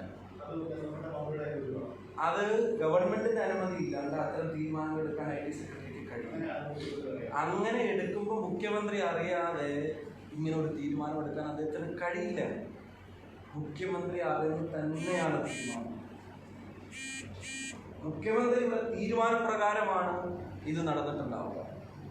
അതുകൊണ്ടാണ് ഞങ്ങൾ പറയുന്നത് IT വകുപ്പ് എല്ലാ നടപടിക്രമങ്ങളും പാലിക്കാതെ അതെല്ലാം ലംഘിച്ചും അതിനെല്ലാം വിരുദ്ധമായിട്ടും ഈ കാര്യങ്ങൾ നടപ്പിലാക്കിയിട്ടുണ്ടെങ്കിൽ ഇതിലൊരു അന്വേഷണം അനിവാര്യമാണെന്ന് മാത്രമല്ല, മുഖ്യമന്ത്രിയെ IT വകുപ്പിന്റെ തലപ്പത്തിരുത്തി ഈ ഒരു അന്വേഷണം നടത്തുന്നത് ഒരു ഉപകാരം ഉണ്ടാവില്ല. മുഖ്യമന്ത്രി IT വകുപ്പ് ഒഴിയാൻ തയ്യാറാണ്. എന്നിട്ട് അന്വേഷണം നടത്തണം. IT വകുപ്പ് സെക്രട്ടറിയെ മാറ്റി നിർത്തണം. എന്നിട്ട് അന്വേഷണം നടത്തണം.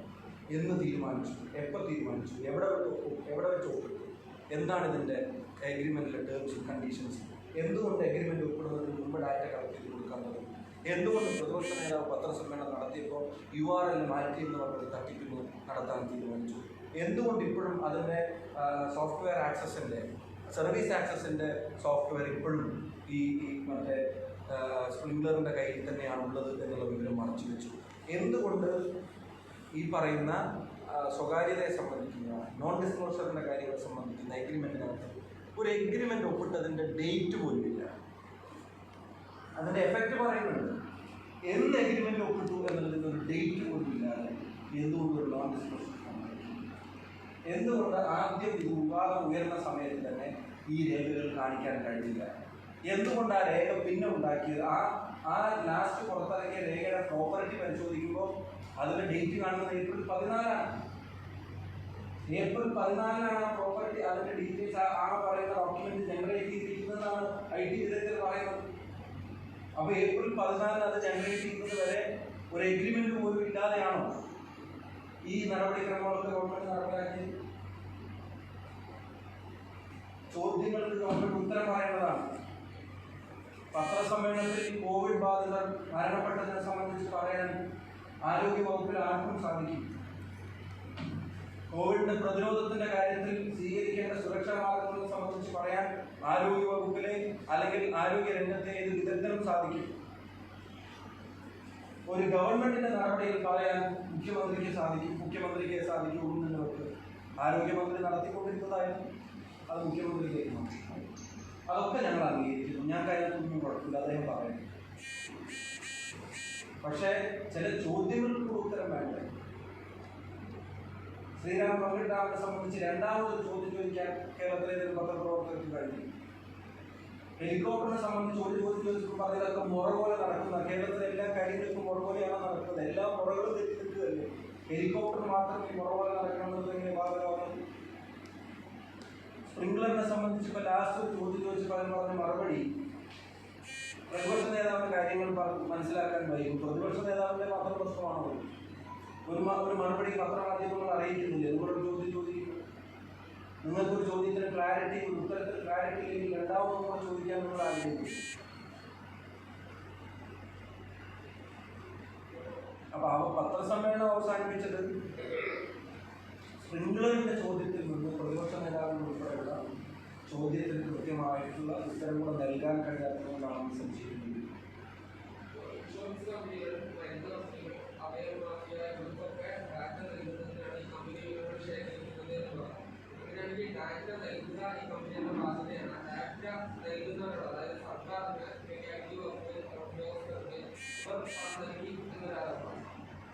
ഞാൻ പറയുന്നത് ഇവരുടെ വളരെ ഒരു സാത്വികമായ കേരളത്തിനോടുള്ള അതീവമായ താല്പര്യമുണ്ട്.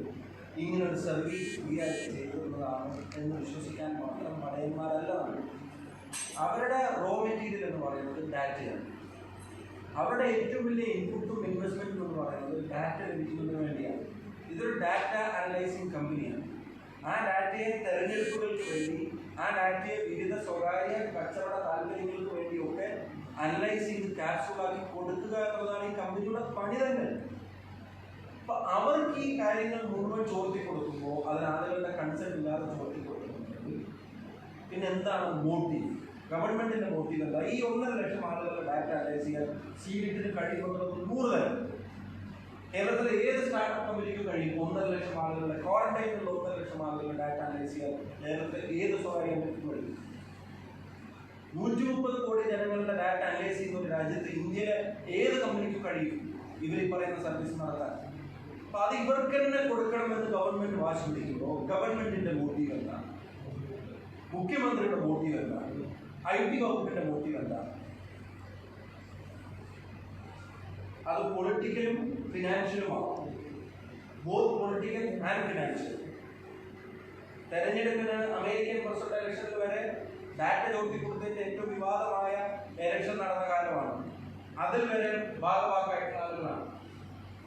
അപ്പൊ ഒന്ന് രാഷ്ട്രീയമായ ആവശ്യങ്ങൾക്കാവാം, രണ്ട്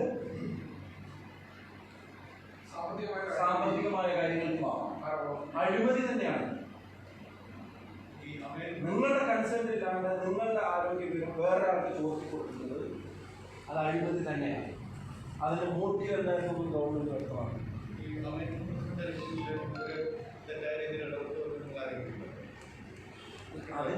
അതിന്റെ വാർത്തകളല്ലേ പുറത്തു വന്നത്. അങ്ങനെയാണെങ്കിൽ സർക്കാരിന്റെ ലക്ഷ്യം അടുത്തൊരു തെരഞ്ഞെടുപ്പിനുള്ള അത് മാത്രമല്ല, ഞാനതാ പറഞ്ഞ രണ്ട് ആവശ്യങ്ങൾ, ഒന്ന് പൊളിറ്റിക്കൽ, രണ്ട് ഫിനാൻഷ്യൽ, അല്ലെങ്കിൽ ഒന്ന് ഫിനാൻഷ്യൽ, രണ്ട് പൊളിറ്റിക്കൽ. ഇതിൽ സാമ്പത്തികമായും രാഷ്ട്രീയപരമായുള്ള ലക്ഷ്യങ്ങൾ സർക്കാരിനും മുഖ്യമന്ത്രിക്കുമുണ്ട്.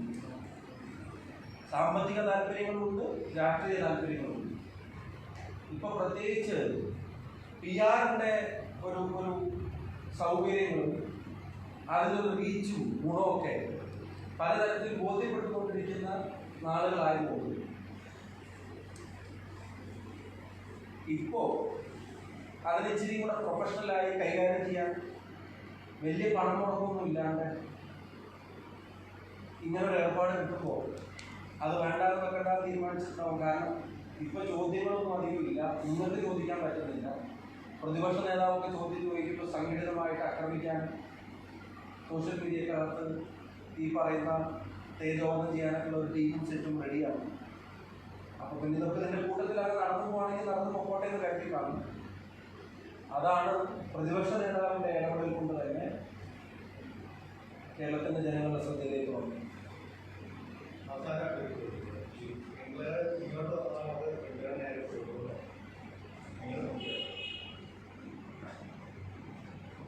അത് ഉത്തരം പറയേണ്ടത് ഈ ഏർപ്പാടുണ്ടാക്കിയ ആളുകൾ തന്നെയാണ്. രണ്ടാണെങ്കിലും കേരളത്തിൽ ഇതുകൊണ്ട് ഗുണമില്ല എന്ന കാര്യത്തിൽ ഞങ്ങൾക്ക് സംശയമില്ല. മറ്റേ സംശയങ്ങൾ നിലനിൽക്കുകയാണ്. ഇത് അന്വേഷിച്ച് കൊണ്ടുവന്നതാണോ, അതോ ഇതൊരു സാധ്യത കണ്ടിട്ട് അവർ വന്ന് ഇടിച്ചു കയറിയതാണോ, അതോ ഇതൊരു തിരക്കഥയുടെ ഭാഗമായിട്ട് നടന്നതാണോ എന്നുള്ള സംശയങ്ങളൊക്കെ നിലനിൽക്കുക. സംശയമില്ലാത്ത ഒരു കാര്യം, ഇത് സ്റ്റേറ്റിന്റെ താല്പര്യത്തിലാണ് എന്ന് വിശ്വസിക്കാൻ ഒരു സാഹചര്യം. ഇപ്പൊ ഒരു കേസ് നിലനിൽക്കുന്നു. ആ കേസ് അവരുടെ പാർട്ട്ണർ കമ്പനി പറയുന്നത് 350 കോടിയുടെ ഡാറ്റ ഞങ്ങളുടെ കമ്പനിയിൽ നിന്ന് ഇവർ ചോർത്തിയെടുത്തിട്ടുണ്ടെന്നാണ് ഇവരുടെ പാർട്ട്ണർ കമ്പനി. ന്യൂയോർക്കിൽ അവിടെ നിലനിൽക്കുക.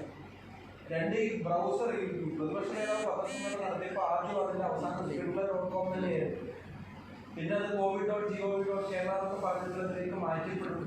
ഈ സാധനം പോകുന്നത് അവിടെ തന്നെയായിരുന്നു, URL മാറ്റം മാത്രമായിരുന്നു. അപ്പൊ അതൊരു തരം അവർ പറഞ്ഞൊരു ഐഡിയ ആയിരിക്കുമല്ലോ, ഒരു തരം തട്ടിപ്പാണ് നടത്തുന്നത്. മൂന്ന്, അവർക്ക് മാത്രമേ ഈ ഡാറ്റ, ഞാൻ ആവർത്തിച്ച് പറഞ്ഞതാ, ഇതിൽ ഏറ്റവും ബേസിക് ആയിട്ടുള്ള തെറ്റുകളിൽ ഒന്ന്, ഇത് ഇന്ത്യൻ കമ്പനിയാണെന്ന് പറയാൻ നോക്കി.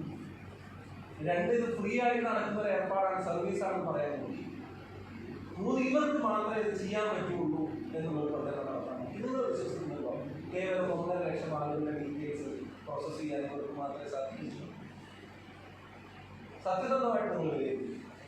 ഞങ്ങൾ പറയുമ്പോൾ അത് പൊളിറ്റിക്സ് ആണ്. നിങ്ങളുടെ വിലയിരുത്തുന്നത് 1.5 ലക്ഷം ആളുകളുടെ ഡീറ്റെയിൽ അസസ് ചെയ്യാനും അത് ആക്സസ് ചെയ്യാനും അനലൈസ് ചെയ്യാനും അതിനെ സ്ട്രക്ചർ ചെയ്യാനും ഇവർക്ക് മാത്രമേ സാധിക്കൂ എന്ന് നമുക്ക് വിശ്വസിക്കാൻ പറ്റും. എത്ര പൊതുമേഖലാ സാമഗ്രികൾ നിങ്ങൾ ഇപ്പം എനിക്ക് വിശ്വസിക്കുന്നില്ല അവർ ചെയ്തത്. ഇത് വീഴ്ചകളുടെ പരമ്പരയാണ്. ഉള്ളി തോൽ പൊളിക്കാൻ നോക്കുമ്പോഴും നിഗൂഢതയുമാണ് ഇതിനെ സംബന്ധിച്ച് കൂടുതൽ വ്യക്തമാക്കിയിരിക്കുന്നത്. മതിയായ ഉത്തരം പറയാൻ ആരും തയ്യാറാവുന്നില്ല. മുഖ്യമന്ത്രി മീഡിയ അഡ്രസ് ചെയ്യുന്ന കാര്യത്തിൽ ഒഴിഞ്ഞു മാറുന്നു. ചോദ്യം ചോദിക്കുമ്പോൾ IT വകുപ്പ് സെക്രട്ടറിയോട് ചോദിക്കാൻ നോക്കാനൊക്കെ പറയാം. അവരെ ടെക്നിക്കലായിട്ട് കാര്യം. പിന്നെ ഒരവസ്ഥയും കൂടെ ഗവൺമെന്റ് ഇത് ചൂഷണം ചെയ്തു. സാധാരണ ജനങ്ങൾക്ക് പെട്ടെന്ന് ഇതുകൊണ്ടുണ്ടാകുന്ന ഒരു എഫക്റ്റ് എന്താണെന്നുള്ളത് കൃത്യമായിട്ട് മനസ്സിലായിട്ടുണ്ടോ എന്ന് സംശയം. പെട്ടെന്ന് സ്പ്രിംഗ്ലർ എന്താണ് കൂട്ടി കൊടുത്തത്, എന്താണ് കൊടുത്തത്, അതുകൊണ്ട് എനിക്ക് എന്താക്കുന്നതൊക്കെ പെട്ടെന്നൊരു മനുഷ്യൻ ഇതിൻ്റെ പുറകിലുള്ള വലിയ കച്ചവട താല്പര്യങ്ങളെ ഒരു സാധാരണക്കാരൻ പെട്ടെന്ന് അവരുടെ മുന്നിലേക്ക് അത് വന്നു വരില്ല. അപ്പോൾ അത് വരാത്തൊരു സാഹചര്യമായതുകൊണ്ട് അവിടെ ഒരു ചൂഷണവും നടന്നു. ആളുകളുടെ അവനിപ്പോൾ ഒരു കിറ്റ് കിട്ടുമെന്നും അവന് കുറച്ചും കൂടെ അടി കിട്ടുമെന്നും ഒന്നും പുറത്തിറങ്ങാൻ പറ്റുമെന്നും കുറച്ച് മരുന്നായിരുന്നെങ്കിലും കിട്ടുമെന്നും രോഗം വന്നിട്ടില്ല എന്ന് ഉറപ്പുവരുത്താനും പുറത്തുള്ള ബന്ധു തിരിച്ചറിയണം, അത് സ്റ്റേറ്റിലുള്ള ആളുകൾ കിടക്കണം, പ്രവാസി ലോകത്തുള്ള കുടുംബത്തിലെ ആളുകൾ തിരിച്ചു വരണം ആഗ്രഹിക്കുന്ന ഒരു സമയമാണ്. അത് അത്ര കൺസേൺഡ് ആവില്ല. നമ്മളൊരു ഡാറ്റ കൈമാറ്റം, ബിഗ് ഡാറ്റ ഇതൊന്നും അവരുടെ അടുത്ത് പെട്ടെന്ന് തന്നെ പറയാനോ അവനെ പെട്ടെന്ന് മുന്നിലേക്ക് എടുക്കാൻ പറ്റിയെന്ന് വരില്ല എന്നുള്ള സാഹചര്യം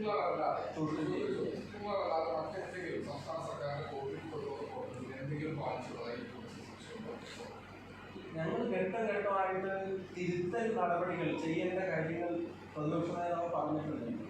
അത് പറയുമ്പോൾ നമുക്ക് ആശയം വരുന്നത് ഞാനൊരു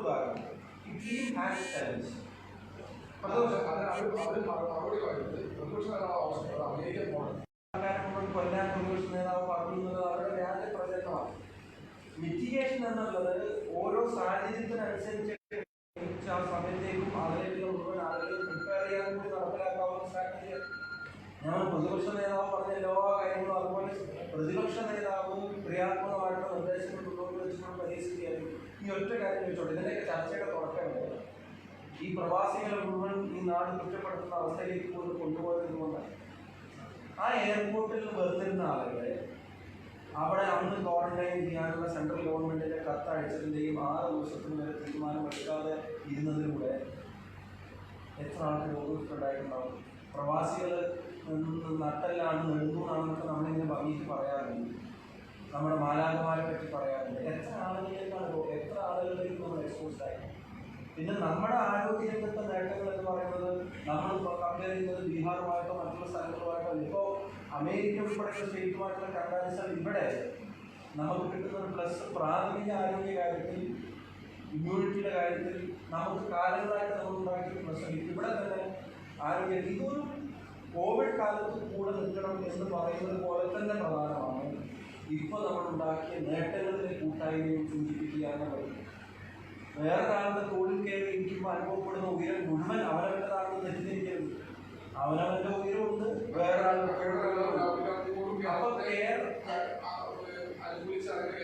അത് തെറ്റില്ലല്ലോ. കേരളം പ്രാഥമിക ആരോഗ്യ രംഗത്തും പ്രാഥമിക വിദ്യാഭ്യാസ മേഖലയും ഈ സ്റ്റേറ്റ് സ്വാതന്ത്ര്യം കിട്ടുന്ന കാലത്ത് 55% ലിറ്ററസി വാല്യൂ സ്റ്റേറ്റാണെന്ന് എനിക്ക് എൻ്റെ ഡാറ്റകളോട് ചെക്ക് ചെയ്യണം. അവിടെ തൊട്ട് തുടങ്ങിയതാണ് നമ്മൾ. ആരോഗ്യ രംഗത്ത് പ്രാഥമിക ആരോഗ്യ കേന്ദ്രങ്ങളുടെ കാര്യത്തിലൊക്കെ നമ്മൾ തൊട്ട് തുടങ്ങിയതാണ്. അപ്പം നമുക്കുണ്ടായി നമ്മൾ ഗവൺമെൻറ് ഒന്നും ചെയ്തില്ല. ഗവൺമെൻറ്റിൻ്റെ ഒരു ഗവൺമെൻറ് ഈസ് ഇൻ പ്ലേസ്. അവർ ചെയ്യുന്ന കാര്യങ്ങൾ ചെയ്യണം. ഇപ്പം നേരത്തെ ചോദിച്ചു ഇനി എന്തെങ്കിലും ചെയ്യേണ്ടിയിരുന്നോ ചോദിച്ചാൽ പറയാൻ പറ്റാവുന്ന ഒരു കാര്യം, ഈ വിദേശത്ത് വരുന്ന ആളുകളെ ഡയറക്റ്റ് ക്വാറന്റൈനിലേക്ക് ഇപ്പോൾ നമ്മൾ കളമശ്ശേരിയിലേക്കും മറ്റുമൊക്കെ നെടുമ്പാശ്ശേരിയിൽ ചെയ്യുന്നത് പോലെ നേരത്തെ ചെയ്തിരുന്നെങ്കിൽ, റാന്നിയിലെ കുടുംബത്തെ ഉൾപ്പെടെ നേരത്തെ ചെയ്തിരുന്നെങ്കിൽ, കാസർകോട്ടെ യുവാക്കൾ ഉൾപ്പെടെ നേരത്തെ ചെയ്തിരുന്നെങ്കിൽ ഒരു പക്ഷേ ഇതിൻ്റെ സ്പ്രെഡ് ഇനിയും നമുക്ക് കുറക്കാൻ കഴിയുന്നത്.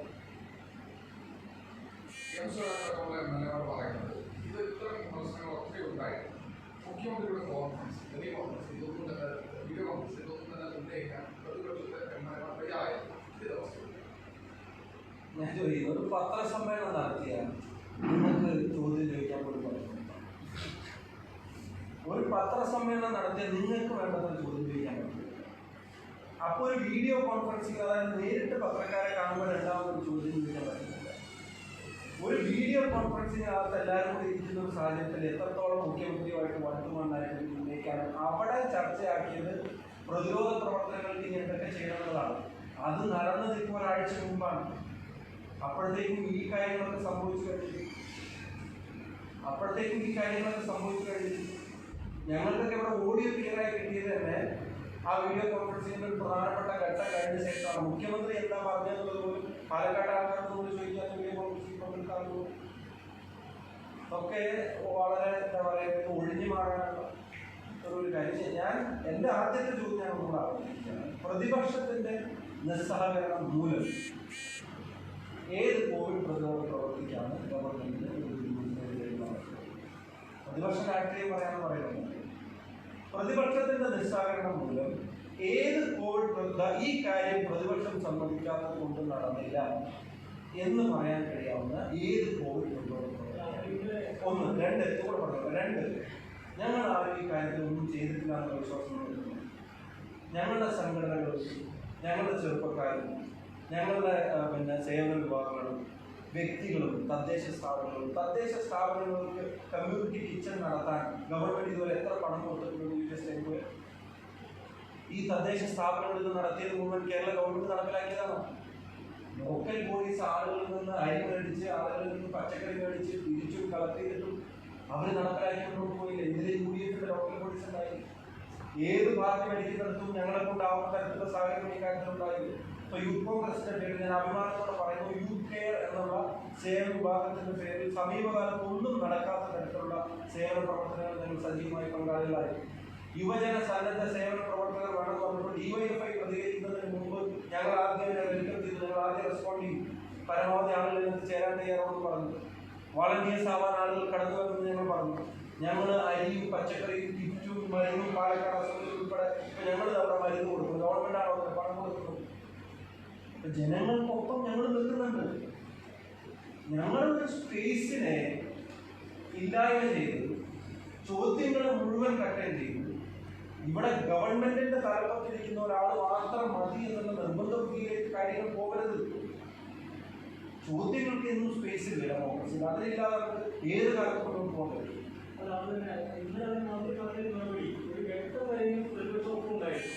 അത് കഴിഞ്ഞതിന് ശേഷം ഈ തദ്ദേശ തെരഞ്ഞെടുപ്പുമായി ഏത് ഘട്ടത്തിലാണ് ഞാനതാ ചോദിക്കുന്നത്? മന്ത്രി പറയട്ടെ, മുഖ്യമന്ത്രി പറയട്ടെ, ഏത് ഘട്ടത്തിലാണ് ഞങ്ങളുടെ പിന്തുണ ഇല്ലാത്തതിന്റെ പേരിൽ ഒരു നടപടി ഗവൺമെന്റിൽ എടുക്കാൻ കഴിയാതെ പോയത്? ഒരൊറ്റ കാര്യം, ഇപ്പോഴും കമ്മ്യൂണിറ്റി കിച്ചണില് UDF ഭരിക്കുന്ന സ്ഥലങ്ങളിൽ കമ്മ്യൂണിറ്റി കിച്ചണിൽ ഞങ്ങൾ ഭക്ഷണം കൊടുക്കുന്നത് നിർത്തലാക്കിയിട്ടുണ്ട്. UDF ഭരിക്കാത്ത തദ്ദേശ സ്ഥാപനങ്ങളിൽ കമ്മ്യൂണിറ്റി കിച്ചണുമായിട്ടുള്ള സാഹചര്യം ഞങ്ങൾ അവസാനിപ്പിച്ചിട്ടുണ്ട്. ഞങ്ങളെ കൊണ്ട് കഴിയാതെ, എന്നാൽ ഞങ്ങളുടെ സന്നദ്ധ പ്രവർത്തകരെ ഗവൺമെന്റ് പീഡിപ്പിക്കാൻ വരെ ശ്രമിച്ചു. പലപ്പോഴും കേസെടുത്തിട്ടും ആ വൈറ്റ് കാർഡിന്റെ മുസ്ലിം ലീഗിന്റെ വൈറ്റ് കാർഡിന്റെ പ്രവർത്തനം അവസാനിപ്പിക്കാൻ വരെ ശ്രമിച്ചു. ഞങ്ങൾ എന്തെങ്കിലും പറഞ്ഞിട്ടുണ്ട്? ഞങ്ങൾ എന്തെങ്കിലും ഒരു ഗവൺമെന്റിന്റെ ആക്ടിവിറ്റി ലിറ്ററലി വെർച്വലി ഫിസിക്കലി ഞങ്ങൾ തടഞ്ഞിട്ടുണ്ടോ? ഏത് ഘട്ടത്തിലാണ് ഞങ്ങളുടെ നിസ്സഹകരണം മുന്നോട്ട് ഒരു പരിപാടി ഗവൺമെന്റിന് നടക്കാതെ പോയത്? അത് മന്ത്രി പറയട്ടെ. എന്നാൽ ചോദ്യത്തിൽ കൃത്യമായിട്ട് ഇപ്പോഴും മന്ത്രി ചെറുപ്പക്കാരുടെ ഏതെങ്കിലും കാര്യത്തിന് ഒരാവശ്യമായിട്ട് വിളിക്കട്ടെ, ഒരു സംശയ കാര്യത്തിൽ വേണ്ട. ഒപ്പം ഇത്തരം കാര്യങ്ങൾ ചൂണ്ടിക്കാണിക്കാനുള്ള ഞങ്ങൾ ഉത്തരവാദിത്തമാണ്. കാരണം ഇപ്പോൾ 24 ചോദ്യം വന്നു, എന്തുകൊണ്ട് മുഖ്യമന്ത്രിയുടെ വീഡിയോ ചൂണ്ടിക്കാണിച്ചില്ല? അപ്പൊ തിരുത്തേണ്ട കാര്യങ്ങളായിരുന്നല്ലേ നമ്മൾ ചോദിക്കില്ല. ജനങ്ങൾ അറിയണം, ജനങ്ങളിലേക്ക് എത്തണം.